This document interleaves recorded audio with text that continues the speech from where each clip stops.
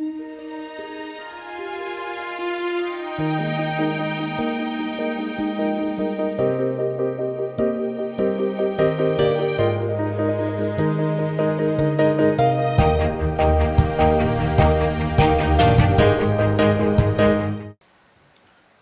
గ్రంథంలో నుంచి ఆదికాండం 19వ అధ్యాయం చూద్దాం. ఆదికాండం 19వ అధ్యాయం 11వ వచనం నుంచి. అప్పుడు వారు పిన్నలు మొదలుకొని పెద్దల వరకు ఆ ఇంటి ద్వారము దగ్గరనున్న వారికి కనుమబ్బు కలుగజేయగా వారు ద్వారము కనుగొనలేక విసిగిరి. అప్పుడు ఆ మనుషులు లోతుతో, ఇక్కడ నీకు మరి ఎవరున్నారు? నీ అల్లుని. అప్పుడు ఆ మనుషులు లోతుతో, ఇక్కడ నీకు మరి ఎవరున్నారు? నీ అల్లుని, నీ కుమారులను, నీ కుమార్తెలను ఈ ఊరిలో నీకు కలిగిన వారందరినీ వెలుపలికి తీసుకొని రమ్ము. మేము ఈ చోటు నాశనము చేయవచ్చితిమి. వారిని గూర్చిన మొర యెహోవా సన్నిధిలో గొప్పదాయను గనుక దాని నాశనము చేయుటకు యెహోవా మమ్మను పంపినని చెప్పగా, లోతు బయటికి వెళ్ళి తన కుమార్తెలను పెండ్లాడనయున్న తన అల్లులతో మాటలాడి, లెండి, ఈ చోటు విడిచిపెట్టి రండి, యెహోవా ఈ పట్టణమును నాశనము చేయబోచున్నాడని చెప్పెను. అయితే అతడు తన అల్లుల దృష్టికి ఎగతాళి చేయువాని వలె నుండెను. తెల్లవారునప్పుడు ఆ దూతలు లోతును త్వరపెట్టి, లెమ్ము, ఈ ఊరి శిక్షలో నశించిపోకుండా నీ భార్యను, ఇక్కడనున్న నీ 2 కుమార్తెలను తీసుకుని రమ్మని చెప్పిరి. అతడు తడువు చేసెను. అప్పుడు అతని మీద యెహోవా కనికరపరుట వలన ఆ మనుషులు అతని చేతిని, అతని భార్య చేతిని, అతని 2 కుమార్తెల చేతులను పట్టుకొని వెలుపలికి తీసుకుని వచ్చి ఆ ఊరి బయట నుంచిరి. దేవుని గొప్ప నామానికి మహిమ. ప్రభునందు ప్రియులారా, ఇప్పుడు మనం చదువుకున్న ఈ సన్నివేశం బైబిల్లో ఒక ప్రత్యేకమైన సన్నివేశం. దేవుని యొక్క ఉగ్రత ఆ పట్టణాల మీదకి దిగి వస్తున్న సంగతి ఆ పట్టణస్థులకి తెలియదు. ఆ పట్టణంలో చాలామంది మనుషులు ఉన్నారు, కానీ వాళ్ళు ఎంత దుర్మార్గులు అయిపోయారంటే, మనుషుల దృష్టికి దుర్మార్గులైతే అది వేరే సంగతి, వారు దేవుని దృష్టికి అధిక దుర్మార్గులు అయ్యారని గ్రంథంలో రాయబడి ఉంది. ఎవరు వాళ్ళు? సొదొమ గొమొర్రా మనుషులు. మొత్తం 5 పట్టణాలు: సొదొమ, గొమొర్రా, ఆద్మ, సెబోయిము, బెలా. 5. బెలా అన్న సోయర్ అన్న ఒకటే, ఒక చిన్న పట్టణం. వాటితో కలిపి మొత్తం 5 పట్టణాలు. వాళ్ళకి దేవుని భయం లేకుండా పోయింది. మనం కొన్నిసార్లు దుర్మార్గంలో అత్యధికంగా విచ్చలవిడిగా జీవించే వాళ్ళని చూసినప్పుడు మన హృదయంలో ఒక రకమైనటువంటి బాధ కలిగింది. మంచి వాళ్ళు పోతున్నారు, వీడి బాటిల్ లేదురా, ఏమో బాటిల్ లేదురా అని ఈ దుర్మార్గంలో బతికే వాళ్ళని చూసి మనం అనుకుంటూ ఉంటాం. సొదొమ గొమొర్రాలను గూర్చిన మొర్ర గొప్పది అని ఉంది. సొదొమ గొమొర్రాలను గూర్చిన మొర్ర గొప్పది అంటే ఎవరు పెట్టారు సొదొమ గొమొర్రాలను గూర్చిన మొర్ర? మీకు తెలుసా? మీరు నమ్మగలరా? భూమి పంచభూతాలు మొర్ర పెడతాయి దేవునికని దేవుని గ్రంథంలో ఉంది. భూమి ఒక మనిషి అయినట్టు భూమితో దేవుడు మాట్లాడుతుంటాడు. ఆకాశం ఒక మనిషి అయినట్టు మాట్లాడుతుంటాడు. యెషయా గ్రంథం 1:1 చూస్తే, ఆకాశమా ఆలకించుము, భూమి చెవియొగ్గు అంటాడు. భూమికి ఏం చెవులు ఉన్నాయా అంటే మనకు తెలిసి లేవు, కానీ దేవునికి తెలిసి ఉన్నాయి. భూమికి చెవులు ఉన్నాయా అంటే లేకపోతే ఎందుకంటాడు చెవియొగ్గమని? సరే వదిలే. ఆదికాండం 4వ అధ్యాయంలో మీరు చూడగలిగితే, కయ్యను హేబేలును చంపినప్పుడు హేబేలు రక్తం తీసుకోవడానికి భూమి తన నోరు తెరిచిందట. ఆ మాట రాసి ఉంటుంది, చూస్తారా ఇంట్రెస్ట్ ఉంటే? 10వ వచనం, 4వ అధ్యాయం 10వ వచనం. అప్పుడు ఆయన, నీవు చేసిన పని ఏమిటి? నీ తమ్ముని రక్తము యొక్క స్వరము నేలలో నుండి నాకు మొరపెట్టుచున్నది. కావున నీ తమ్ముని రక్తమును నీ చేతిలో నుండి పుచ్చుకుంటకు నోరు తెరచిన ఈ నేల మీద నోరు తెరచిన నేల. యెషయా 1:1లోనేమో ఆకాశము ఆలకించు, భూమి చెవియొగ్గు అంటాడు, అంటే భూమికి చెవులు ఉన్నాయి. ఇక్కడేమంటాడు, తన నోరు తెరచి నీ తమ్ముడైన హేబెలు రక్తము మృంగింది అన్నాడు, అంటే భూమికి నోరుంది. అంతేకాదు, ఈ నోటితో దోషుల నిర్దోషుల రక్తమును మింగటమే కాదు, దుర్మార్గం జరుగుతున్నప్పుడు మొర్ర కూడా భూమి పెట్టిద్ది అనేది ఒక సాక్ష్యం. సొదొమ గొమొర్ర, ఆద్మా, జెబోయిము, బెల అనేటువంటి 5 పట్టణాల గురించి కూడా మొర వెళ్ళింది దేవుని సన్నిధికి. భూమి, ప్రకృతి మొర్ర పెడుతుంది ఈ దుర్మార్గాన్ని చూసి, ఆ పట్టణాల్లో జరుగుతున్న దుర్మార్గాన్ని చూసి. ఆ మొర్ర దేవుని సన్నిధికి చేరింది. దేవుడు దిగి వచ్చాడు. నా యుద్ధకు వచ్చిన మొర చొప్పున వారు సంపూర్ణంగా జరిగించారో లేదో నేను తెలుసుకుంటానని ఆయన సొదొమ ప్రాంతానికి వెళ్ళాడు. ఆయన త్రియేక దేవుడు. ఆయనలో 2 భాగాలు, ఒక భాగం అబ్రహాం దగ్గర ఉన్నాడు, మిగిలిన 2 భాగాలు 2 దూతల్లాగా, 2 మనుషుల్లాగా సొదొమ ప్రాంతానికి వెళ్ళారు. వెళితే వీళ్ళని వాస్తవంగా పరదేశుల్ని ప్రేమగా చేర్చుకోవాలి. వాళ్ళు ఎవరు ఆతిథ్యం ఇలా చేర్చుకోవాలి. లోతు వీళ్ళని చూసి వీళ్ళని చేర్చుకున్నాడు. లోతు ఇంట్లో ఉన్న వీళ్ళని, కొత్త వాళ్ళని ఆ ఇంటికి వచ్చారని తెలుసుకొని ఊరంతా కలిసి వచ్చారంటండి. ఎందుకు? లోతు ఇంటికి వచ్చిన వారిని బలాత్కారం చేయటానికి. బాలురు మొదలుకొని వృద్ధుల వరకు అందరూ కలిసి వచ్చారంట. అంటే బాలురు అంటే పిల్లలు, అంటే పిల్లలు కూడా కామ వికారమైన చేష్టల్లో ఉండిపోయారు. ముసలి వాళ్ళు సైతం, వాళ్ళకి షుగర్లు లేవు, బీపీలు లేవు, వాళ్ళకి మోకాళ్ళ నొప్పులు లేవు, వాళ్ళకి ఏ జబ్బులు లేవు.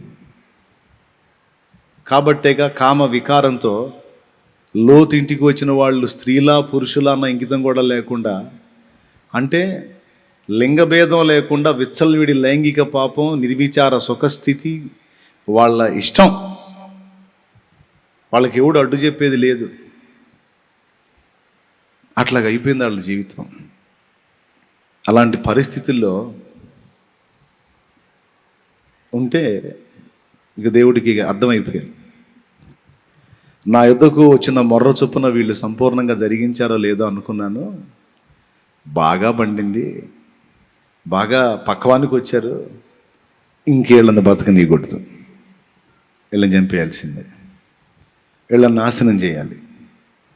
నాశనం చేసేటప్పుడు ఈ నాశనంలో మరి ఈ లోతు ఒకడు ఉన్నాడు. లోతు ఫ్యామిలీ. ఎవరు? అబ్రహాం సహోదరుడి కొడుకు లోతు. ఒకప్పుడు అబ్రహాంతో కలిసి ఉండేవాడు. ఇప్పుడు అబ్రహాం నుండి విడిపోయి సొదొమలో చేరాడు. ఫస్ట్ సొదొమ వెలపట గుడారం వేశాడు. ఇప్పుడు సొదొమ లోపల ఉంటున్నాడు. లాగేసింది సొదొమ. ఎందుకు వెళ్ళాడు? అబ్రహాంను వదిలిపెట్టి. అసలు బయలుదేరినప్పుడు అబ్రహాంతో కలిసి బయలుదేరాడు. కలిసి ఆశీర్వదించబడ్డారు, విస్తరించారు. వాళ్ళు దేవుడు చెప్పినటువంటి కనాను ప్రాంతానికి వచ్చినప్పుడు విస్తారంగా ఆశీర్వదించబడ్డారు. ఆ ప్రదేశం పట్టజాలనంతగా వాళ్ళ పశు సంపద పెరిగిపోయింది. పశువుల మందలు ఎక్కువైపోయాయి. అలాంటి పరిస్థితుల్లో ఇంత ఆశీర్వాదం నాకు మరి పెద్ద అయిన వల్ల వచ్చింది కదా అని లోతు అనుకోల. మందలు పెరిగిపోయి మేత సరిపోని పరిస్థితి వచ్చింది. అబ్రహాము మందలు పెరిగినాయి, లోతు మందలు పెరిగినాయి. చివరికి ఈ మందలు మేత మేపుకునే దగ్గర అబ్రహాం కాపర్లకి లోతు కాపర్లకి కొట్లాట వచ్చి ఇద్దరు కొట్టుకున్నారు పొలాన. లోతు కాపర్లు వచ్చి లోతుకు చెప్పారు, అబ్రహాం కాపర్లు వచ్చి అబ్రహాంకి చెప్పారు, ఇట్లా జరిగింది, వాళ్ళు మన మందలకు అడ్డం తగిలి వాళ్ళ మందలు మేపుతున్నారు, మరి వాళ్ళ మందలను మేపితే మన మందల సంగతి ఏందని అట్లా చెప్పారు. అంతగా ఇదేం కాదులే అని వదిలేశారు, చూసి చూడనట్టు. మళ్ళీ అదే సీన్ అవుతుంది, మళ్ళా అదే సీన్ అవుతుంది. చివరికి లోతు ఏమన్నా సరి చేసుకుంటాడేమో చిన్నోడు, ఆడి మంద కాపర్లకు చెప్పుకుంటాడు, పెద్ద ఆయన మందలకు అడ్డు తగలకూడదురా, ఆయన లేకుండా మనం ఏడున్నాం అని ఏమన్నా చెప్పుకుంటాడేమో అని చూశాడు. చెప్పుకోకపోగా అడ్డు తగలండ్రా, ఎదిరించండ్రా అన్నట్టుగా కొట్లాట అయిపోయింది అక్కడ. చివరికి అబ్రహాం పిలిచాడు లోతుని, పిలిచి మన ఇద్దరం రక్త సంబంధులం రా, మన ఇద్దరి మధ్య కొట్లాట ఉండకూడదు, మనం పొరుగు ప్రాంతానికి వచ్చాం, మనం కలిసి ఉంటే ఇక్కడ వాళ్ళు మన మీదకి రాకుండా మనం ఎదిరించగలుగుతాం, మనమే కొట్టుకు చేస్తే ఎట్లా, నీకన్నా బుద్ధి ఉండాలా, నాకన్నా బుద్ధి ఉండాలా, నీకన్నా సిగ్గుండాలా, నాకన్నా సిగ్గుండాలా, ఇద్దరం సిగ్గు వదిలేస్తే ఎట్లా, పద్ధతి కాదుగా. కాబట్టి ఈ దేశము నీ ఎదుట ఉన్నది, వెళ్ళు. నువ్వు తూర్పుకు పోతే నేను పడమరకు వెళ్తా, నువ్వు పడమరకు వెళ్తే నేను తూర్పుకు పోతా, నువ్వు ఉన్న దిక్కుకి నేను రాను. నీవు కోరుకో, ఏది కోరుకుంటావు అంటే ఈ డైలాగ్ కోసమే ఎదురు చూస్తున్నాను అన్నట్టు మారు మాట్లాడకుండా కనులెత్తి చూచి యోర్దాను తీర ప్రాంతం పచ్చగా యెహోవా తోట వలె ఉందట. యోర్దాను తీర ప్రాంతం అదే సొదొమ ప్రాంతం, సూపర్ ఉంది పచ్చగా. ఆ ప్రాంతాన్ని చూపించి నేను అటు వెళ్ళిపోతాను అన్నాడు. ఎవరి కోసం వెళ్తా అన్నాడు? ఎవరి కోసం వెళ్తా అన్నాడండి? తన కాపర్ల కోసం, తన మందల కోసం, తన కుటుంబం కోసం, తన కోసం వెళ్తానన్నాడు. పో, నువ్వు కోరుకున్న ప్రదేశానికి నువ్వు వెళ్ళిపో, నీకు అడ్డు తగలన పోమన్నాడు. సంతోషంగా వెళ్ళిపోయి ఎక్కడ చేరాడంటే శపించబడిన సొదొమలోకి చేరాడు. శాపగ్రస్తమైన ప్రదేశంలోకి వెళ్ళిపోయాడు. ఈ శాపగ్రస్తమైన వాటికి ఆకర్షణ ఎక్కువ. దేవుడు వేటినైతే చేయొద్దంటాడో, ఎలాగైతే ఉండొద్దంటాడో, ఏదైతే మనం చేయకూడని అంటాడో, ఏవైతే మనం ముట్టకూడని అంటాడో వాటికి ఆకర్షణ ఎక్కువ. నేను చెప్పేది మీకు అర్థమవుతుందా? మద్యం చూడండి, మందు చూడండి, అసలు బాటిళ్ళలో ఎంత ఆకర్షణీయంగా ఉంటుందో. రకరకాల కలర్లు మందు బాబులకి దాన్ని చూస్తే ఆవాహయామి ఆవాహయామి అంటుంటుంది మనసు. అదే లాగుతుంటుంది, రారా రారా నన్ను దాగరా. అలాగే కట్టుకున్న భార్య సుందరంగా కనపడదు, ఆమె మంచి అందగత్తి అయినా సరే కొరియుదేలాగా కనపడిద్ది. పనికి మాలిన సైతాను మొహం ఉంటుంది చూడు, ఆ సైతాను మొహంది వీడికి భలే ఆకర్షణీయంగా కనపడుద్ది. అసలు ఎంత తెగిస్తాడంటే దానికోసం భార్య గొంతు కూడా కోస్తాడు. ఇటు కోసారట, భార్య గొంతు కోస్తాడు. చక్కని భర్త ఉంటాడు, చక్కని భర్త ఉంటే ఆ భర్త ముఖం అందంగా కనపడదు ఒక్కో తల్లికి. ఎవడో ఉంటాడు చూడు, దరిద్రపోడు, వాడు పొగులు చూస్తే నైట్ కల్లోకి వస్తుంటాడు. అట్లాంటి వాడు నచ్చుతాడు ఈ దెయ్య మోహం దానికి. మిమ్మల్ని కాదులే అట్లాంటి వాడికి. దేవునికి స్తోత్రం. నిజంగా భర్త మంచోడు, పద్ధతి గల్లోడు, పద్ధతిగా చూసుకుంటాడు, ప్రేమగా చూసుకుంటాడు, క్రమంగా ఉంటాడు, సత్ప్రవర్తన కలిగి ఉంటాడు, పువ్వుల్లో పెట్టి చూసుకుంటాడు, మంచి మనసు. అట్టంటోడిని మోసం చేస్తాడు. ఆకర్షణల దెబ్బ. ఆకర్షణల దెబ్బ. ప్రియులారా, అది అసలు ఆ మనిషిని ఇష్టపడ్డావు, నువ్వు ఏమన్నా ఉందా అంటే, నా కళ్ళతో చూడు గురు అంటాడు.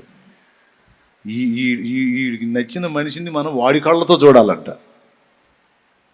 ఏమండి అమ్మాయి, అసలు ఏమన్నా మనిషి జన్మెత్తావు నువ్వు, అసలు ఏంటి నీ ఆలోచన ఏంటి నీ అంటే, అసలు వాడు ఎట్లా నచ్చాడు, నీ భర్త, కాపురం, నీ పిల్లలు, నీ ఇల్లు, నీ సంసారం, నా కళ్ళతో చూడు. నిషిద్ధ ఫలాలకు ఆకర్షణ ఎక్కువ. ఏదైనా తోటలో ప్రాముఖ్యమైన 2 చెట్లు ఉన్నాయి, చెప్పగలరా? ప్రాముఖ్యమైన 2 చెట్లు ఉన్నాయి, చెప్పగలరా? నంబర్ 1 వేప చెట్టు, నెంబర్ 2 కొబ్బరి చెట్టు. 2 చెట్లు ఉన్నాయి, ప్రాముఖ్యమైన చెట్లు. ఒకటి జీవవృక్ష ఫలాలు ఇచ్చే చెట్టు, 2 మంచి చెడ్డదో తెలియదు. ఈ రెండిట్లో ఆకర్షణ దేనికి ఉంది? ఏదొద్దన్నాడో అదే లాగింది అమ్మని. ఆవాహయామి ఆవాహయామి, దా దా దా అని. జీవవృక్ష ఫలం కాయలు కోసుకొని తినొచ్చుగా, మనకు దరిద్రం ఉండేది కాదు. ఇప్పుడైతే రేపు నాకు కనపడ్డప్పుడు చెబుతాను నేను ఆ పని. బ్యాడికి పోయింది ఆడ ఉంటుందిగా, ఉండదు? మనకందరికీ చనువు ఉంది, మొత్తానికి మూలం ఆమెగా. మామిడికి పెట్టి బాధాలు 2 దెబ్బలు కొట్టాలి. పనికి మళ్ళీ ఆ కాయ తినకపోతే, ఆ పండు తినకపోతే, జీవవృక్ష ఫలం కోసుకొని తినొచ్చుగా, నష్టపోతానా అంటే ఏమంటుంది? ఒరే నష్టపోడా, ఆ జీవవృక్ష ఫలానికి అంత ఆకర్షణ లేదా? ఈ మంచి చెడులు తెలినిచ్చే ఫలం ఉంది చూసా, అస్సలు నువ్వు చూస్తే నాకంటే స్పీడ్గా పోయి తినేవాడి అంటదేమో. నిషిద్ధ ఫలాలకు ఆకర్షణలు ఎక్కువ. మనం ఏదైతే దేవుడు వద్దని చెప్పాడో వాటికి ఆకర్షణ ఎక్కువ. ఇది గుర్తుపెట్టుకోవాలి. గుండెల్లో భయం కలిగి ఉండాలి.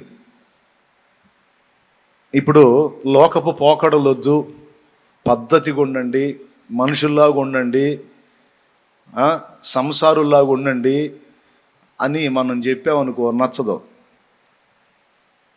లోకంలో ఆకర్షణల కోసం పరిగెత్తున్నారు చూడు, విపరీతమైన సోకులు చేసుకుంటా, చండాలంగా. ఎంత ఆకర్షణ అంటే, అట్లాంటి ప్రసంగాలన్నా కూడా నచ్చింది. ఏం పర్లా, మనం ఉన్న ప్రకారం ఉండొచ్చు, మనం ఎంత డెకరేట్ అయినా ఇబ్బంది లేదు. ఈ శరీరం నశ్వరమైంది, ఇది అంతా కూడా వేస్ట్, ఇది పెద్ద లెక్కలోది కాదు, ఏం కాదు. ఈ శరీరం ఉన్నప్పుడు మరి తప్పదు అంటే, అబ్బా ఏం చెప్పాడు అయ్యగారు అంటే. పనికి మాలిందానా, నీ భర్త కళ్ళను ఆకర్షించడానికి నీ భర్త ఎదుట నీ సౌందర్య ప్రదర్శన ఉండాలి. పరులు చూచినట్లు నీవు సౌందర్య ప్రదర్శన చేయకూడదు, అర్ధనగ్నంగా ఉండకూడదు. ఇతరులను ఆకర్షించడానికి నువ్వు హడావుడి చేయకూడదు అని చెబితే నచ్చదు. ఇంకోసారి అడిగి రానమ్మా నేను, ఏంది అసలేంది అట్ట మాట్లాడుతున్నాడు, ఏంది అసలుకే, అబ్బే మరి ఎట్ట మాట్లాడాలి? నిజంగా బైబిల్ చెప్పింది అదే. దైవభక్తి గలవారమని చెప్పుకున్న స్త్రీలకు తగినట్టుగా సత్క్రియల చేత మిమ్మల్ని మీరు అలంకరించుకోండి అని వాక్యం చెప్పింది. తగుమాత్రపు వస్త్రముల చేత అంటే దేహమంతా కప్పునట్టు వస్త్రం చూసుకోండమ్మా. బంగారములతోనైనా, జడలతోనైనా, మిగుల వెలగల వస్త్రములతోనైనా అలంకరించుకొనక సత్క్రియల చేత మిమ్మల్ని మీరు అలంకరించుకోండి. మీ భర్తల ఎదుట మీరు జాగ్రత్తగా ఆకర్షణీయంగా ఉండండి, కానీ పరుల ముందుకు పోయేటప్పుడు నిన్ను చూసి భక్తురాలు, భక్తి కలిగిన అమ్మాయి, భక్తి కలిగిన అబ్బాయి అన్నట్టుగా మీరు మీ మీ మీ క్రియలు జాగ్రత్తగా దిద్దుకోండి, మీ అవతారాలు కూడా జాగ్రత్త చేసుకోండి అని వాక్యం చెప్తాం. ఇది నచ్చిద్దా? వాక్యానికి పూర్తి రివర్స్ అండి. ఇంట్లో ఉన్నప్పుడేమో కొరివిదయాల్లాగా ఉంటారు. మిమ్మల్ని కాదులే, కొంతమందిని గురించి. ఇంట్లో ఉన్నప్పుడు ఆ అవతారాలు చూస్తే భయంకరంగా ఉంటారు. ఆ వేషాలన్నీ వేస్తారు ఇంట్లో. ఈ జుట్లు లాగి కట్టి ఈ విపరీతమైన రాక్షసాకారాలన్నీ ఉంటాయి ఇంట్లో. అదే బయటికి ఏదన్నా మ్యారేజ్ ప్రోగ్రామ్ అని, ఏదన్నా హడావుడి ప్రోగ్రామ్ అని చెప్పు, రెడీగా మ్యారేజ్కి వెళ్దాం, బయటికి వెళ్ళి వస్తాను నేను అని అట్లా బయటికి వెళ్ళి వచ్చి ఇంటికి వచ్చి భర్త చూసి మా ఇంటికి వచ్చానా పక్కింటికి వచ్చానా అనుకోవాలా. అంత హడావుడిగా రెడీ అయిపోతారు. అదురుపోతాడు. మా మనిషేనా ఈ మనిషి అయినా రోజు నేను చూసే మనిషి అని. బయటికి వెళ్ళి లోకులు కనబడేటప్పుడేమో అట్టహాసంగా తయారవుతుంటివి.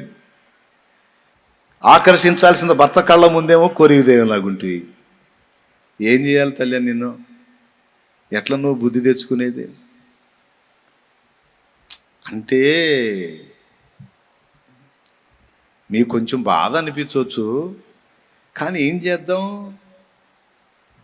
రివర్స్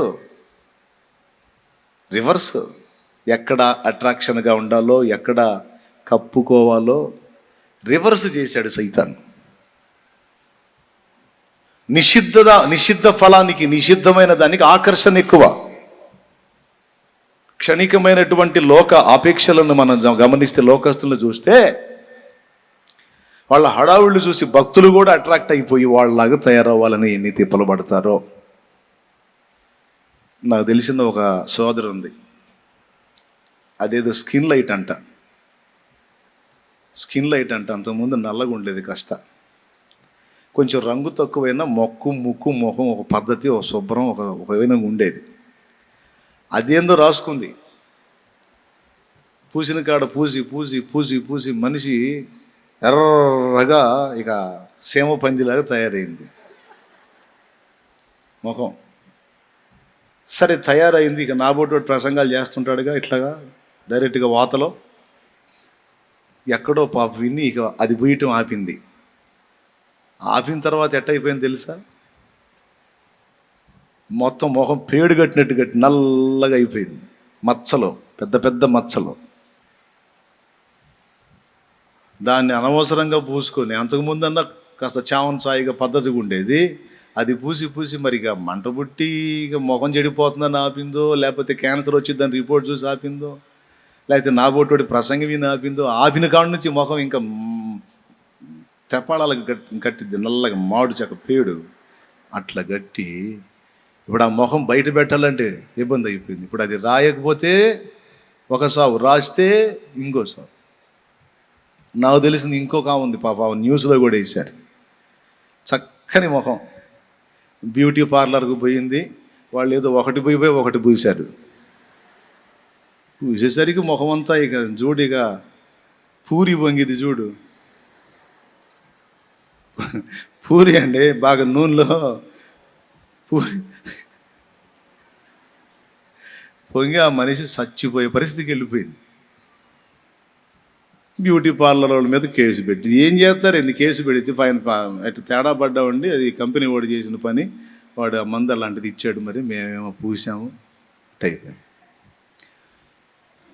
ఇప్పుడు ఇట్లా కాదు, ఇట్లా కొంచెం పద్ధతులు మార్చుకొని కాస్త జాగ్రత్త, దైవభక్తి గలవారమని చెప్పుకునేటట్టు, లోకస్తులు మనల్ని చూసినప్పుడు గౌరవనీయంగా 2 చేతులు ఎత్తి అమ్మ వందనాలు అని చెప్పేటట్టు నువ్వు కొంచెం జాగ్రత్తగా ఉండమ్మా అన్న మాట ఆకర్షణీయంగా ఉంటుందా?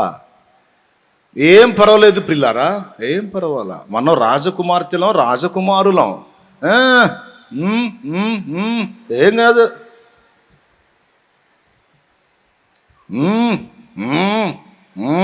ఏం కాదు, ఏ శోకన్నా చేయొచ్చు మనం. అట్లా మనకు తగదు అంటే నచ్చదు. ఇంకోసారి రా, నేను ఆ చర్చికి ఏంది చండాలంగా తిడుతున్నాడు, పోయి వాగులో దూకు, నాకెందుకు. కానీ నచ్చదు. నిషిద్ధమైన వాటికి ఆకర్షణలు ఎక్కువ, చెయ్యకూడని వాటికి ఆకర్షణలు ఎక్కువ, ఎగబడతారు. దేవుని వాక్యం చెబుతుంది, జీవవృక్ష ఫలానికి అంత ఆకర్షణ లేదు, కానీ అది తింటే నిరంతరం జీవిస్తాడు.